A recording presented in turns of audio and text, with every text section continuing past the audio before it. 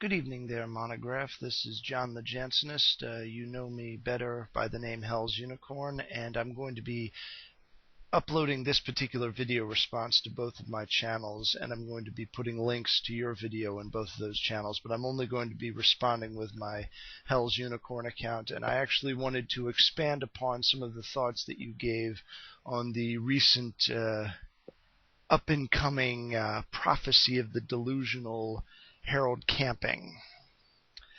And I'm going to speak to the rest of my audience in addition to you and your audience about this, because I think this is something that everybody needs to hear. Most of the people that are dealing with this Harold Camping nonsense are approaching it from a standpoint of religious skepticism. I obviously come to it from a very different angle, and I'm just going to basically explain to you what it is. Linked in the description are the Wikipedia pages for a couple of different schools of biblical end-time eschatology.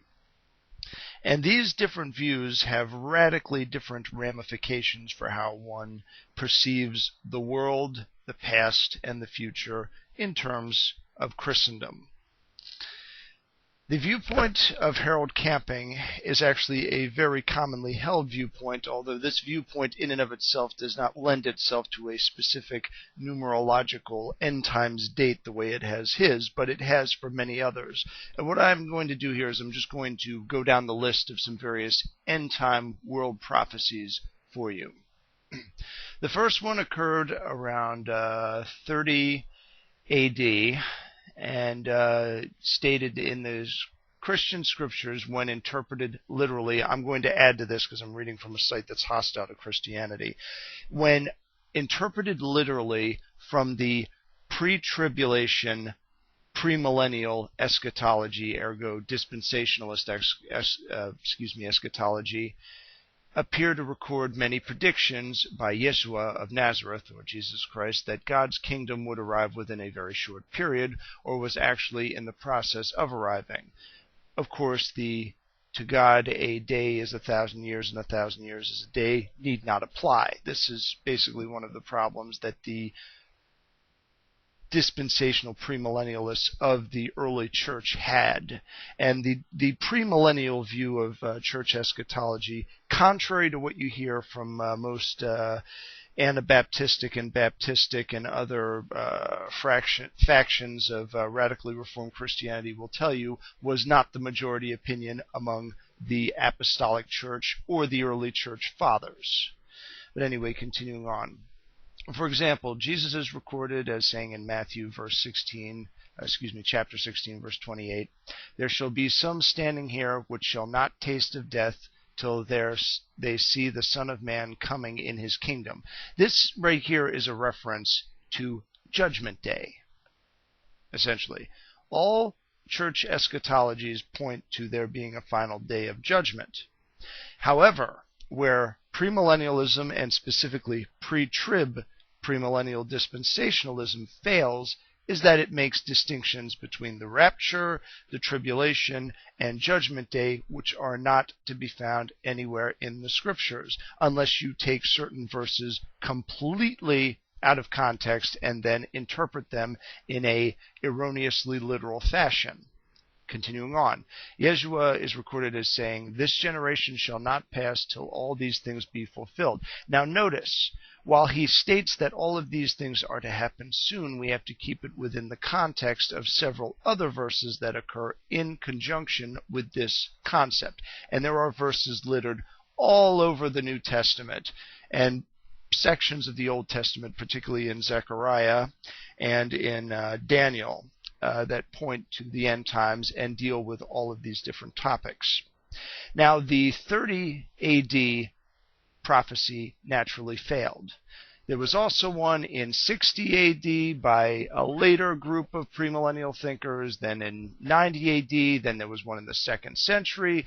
In the 4th century, 365, a man by the name of Hilary of Poitiers announced the end of the world would happen that year, and it didn't. By this point, we're getting into real divergences between Christian orthodoxy. And further on, we have St. Martin of Tours, a student of Hilary, was convinced that the end of the world would be sometime before 400 AD. Notice that all of these individuals, as I go down the line, have a line of succession. They have been taught by other people that had other similar views. You don't get these radically unusual end times dates simply by paging through the Bible and doing specific numerological calculations just off the bat. Somebody has to teach this stuff to you. So we're dealing with something that is, in fact, extra scriptural, and I would argue extra Christian in a general sense. And then moving down the line, we have other individuals. There was an eclipse in 968 AD that was interpreted as a prelude to the end times by the German Emperor Otto III. Good Friday in 992 coincided with the Feast of the Annunciation. This had long been believed to be the event that would bring forth the Antichrist, and thus the end-time events foretold in the book of Revelations. This is where we get into the beginnings of some splinter groups within Roman Catholicism that started to become apocalyptic. It didn't last long. Roman Catholicism is pretty thoroughly amillennial, so as a result, you don't get a lot of this wacky stuff that you tend to get with these splintered, radically reformed churches. Further on down the line, 1000 May, the body of Charlemagne was disinterred on Pentecost. A legend had arisen that an emperor would rise from his sleep to fight the Antichrist. Notice, nothing to do with the Bible here. This is something extra-biblical, probably imported from Frankish paganism. 1005 to 1006, a terrible famine throughout Europe was seen as a sign of the nearness of the end. And then other terrible events are associated with this, such as the Black Plague. And then in 1524, you actually have astrologers predicting the imminent end. I mean, this is, now we're getting kind of into zeitgeist territory here. And all of this is associated with Christianity, unfortunately. And then you have a group of the old believers in Russia in 1669 that believed that the world would end in that year, and 20,000 people burned themselves to death between 1669 and 1690 to protect themselves from the Antichrist. That was a uniquely Russian Orthodox event. I don't know how it occurred, but every church is going to have premillennial nutcases in it. Down the line, 1792. This was the date of the end of the world calculated by some believers in the Shakers movement. The Shakers, ergo the Quakers and the Shakers, another group of radically reformed individuals. Charles Wesley, one of the founders of Methodism, thought that doomsday would occur in the year 1794. Now, for those of you who are familiar with Methodism today, it's not quite the same as what it was when it was first founded. Charles Wesley was dabbling with Pentecostal spiritual gifts such as tongue speaking and other stuff like that, so he was more radically reformed than what the modern day Methodist Church basically appears to be. 1830, Margaret MacDonald, a Christian prophetess. Right there, Christian prophetess. This is where we run into trouble. Predicted that Robert Owen would be the Antichrist. Owen helped to found New Harmony, Indiana. 1832, we have Joseph Smith, ergo the founder of the Restorationalist movement, which then became known as the Mormons, the Jesus Church of Latter-day Saints, and so on and so forth. And then, now for some real doozies for all of you. Okay, this is all tied in with the Jehovah's Witness crowd, and I'm reading from an actual tract that I got a couple years ago on this topic. Okay, the pastor, Russell, who was the founder of the Watchtower Bible Society, said that he, being Christ, came to earth in 1874 and the saints were raised in 1878. As proofs that the Lord had now taken up his kingdom and has come to earth to rule, Rutherford, who was one of Russell's followers and the next in line of succession for ruling the church, listed the followings as proofs: bicycles, cream separators, vacuum cleaners, submarines, skyscrapers, telephones, railway signals, typewriters, shoe sewing machines, cash registers, celluloid, match machines, barbed wire, aeroplanes, artificial dyes, and so on and so forth. If you can pick up a copy of a book called The Harp of God, which was written by Judge Rutherford of the Jehovah's Witness Brotherhood, you can read all this for yourself. Now, this book is probably a little hard to find because I'm sure that the Jehovah's Witness and the Watchtower Society have suppressed it, but it's nonetheless in this tract for all to see, and this tract was published by the Westminster Standard Publication out of New Zealand.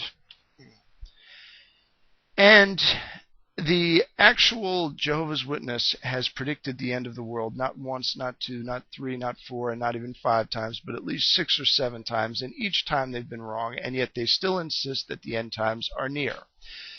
These are all, I think I've listed somewhere between 20 and 50 different failed end times prophecies, and all of them have one thing in common, my friends, and that is that they are based on pre-tribulation, premillennial dispensationalism. And now for those of you who are not savvy in all things theological, I'll break it down in more simple terms.